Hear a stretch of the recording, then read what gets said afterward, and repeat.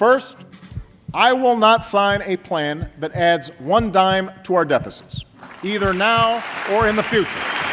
He said it wouldn't add a single dime to the deficit. Remember that? Well, it wasn't true. Add it all up, and the plan I'm proposing will cost around $900 billion over 10 years. The costs are probably going to be about 3 times higher than the Obama administration originally projected. Our approach would bring down the deficit by as much as $1 trillion over the next 2 decades. The president's health care overhaul will increase unfunded liabilities by more than $6 trillion. It will slow the growth of health care costs for our families, our businesses, and our government. By 2016, on average nationwide, premiums are going to go up 10 to 13%. I thought this whole thing, the Affordable Health Care Act, was supposed to drop the cost of insurance.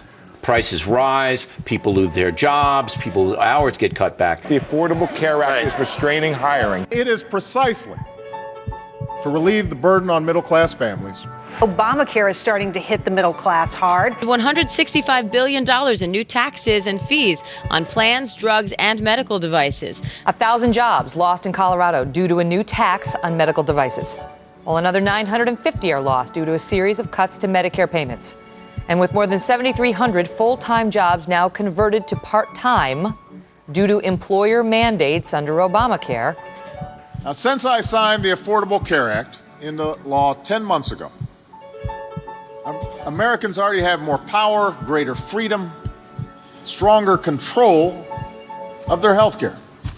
The CBO back in 2010 estimated that 3 million people would get dropped from employer-sponsored plans. That number doubled. Between 5 and 20 million Americans are going to lose their existing plans. Between 5 and 20 million Americans. The Federal Reserve reported in its beige book that the new healthcare reform is starting to cause employers to think twice about hiring. ObamaCare strikes again. Even more fast food chains saying they'll cut back hours in order to sidestep massive costs associated with the new health care program. We had big promises about how the middle class would be treated regarding Obamacare, and those promises are not turning out to be true.